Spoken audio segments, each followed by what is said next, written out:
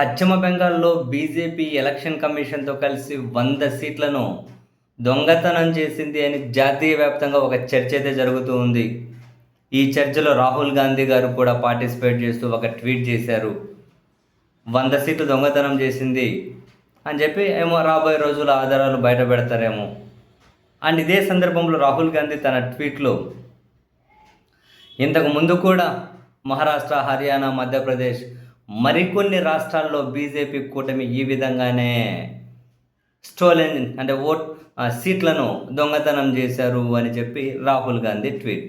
నిజంగా ఆశ్చర్యం అనిపించేది, రాహుల్ గాంధీ గారు లాంటి వాళ్ళు నిజంగానే ఆంధ్రప్రదేశ్ ప్రస్తావన ఎందుకు తీసుకురారు అని. ఇప్పుడు జాతీయ స్థాయిలో వేదికల మీద కూడా ఆంధ్రప్రదేశ్లో జరుగుతున్న చర్చ ఏంటి?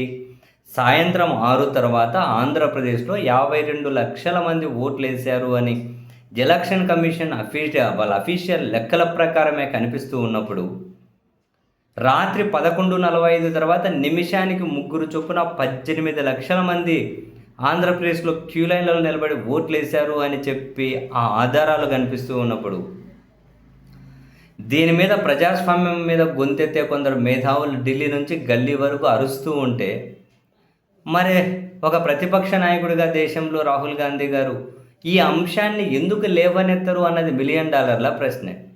ఇక్కడ ఆంధ్రప్రదేశ్లో కూడా బీజేపీ కూటమిగా ఉన్న ఎన్డీఏనే కదా ఈ పని చేసింది, వాళ్ళ మీదే కదా విమర్శలు. మరి అటువంటప్పుడు ఇది ఎందుకు లేవనెత్తరు అంటే, ఒకవేళ వాళ్ళది లేవనెత్తితే జగన్మోహన్ రెడ్డి గారికి ఏమైనా ఫేవర్ జరుగుతుందనా?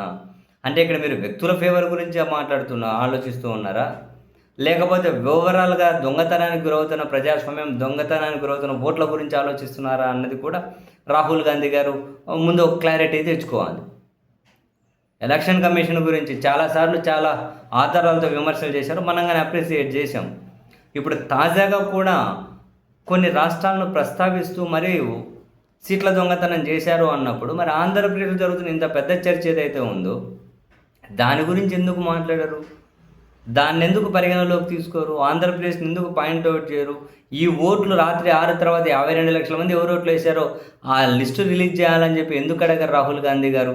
ఇప్పుడు రాహుల్ గాంధీ గారు అడిగితే కాసింత ప్రెజర్ ఉంటుంది కదా ఎలక్షన్ కమిషన్ మీదైనా. సరే, దానివల్ల రిజల్ట్ ఉంటుంది లేదు తర్వాత సంగతి. బట్ ఒక దేశ ప్రతిపక్ష నాయకుడు పార్లమెంట్లో, లోక్సభలో మాట్లాడాలి కదా, ఎందుకు మాట్లాడరు? అదే అర్థం కాదు.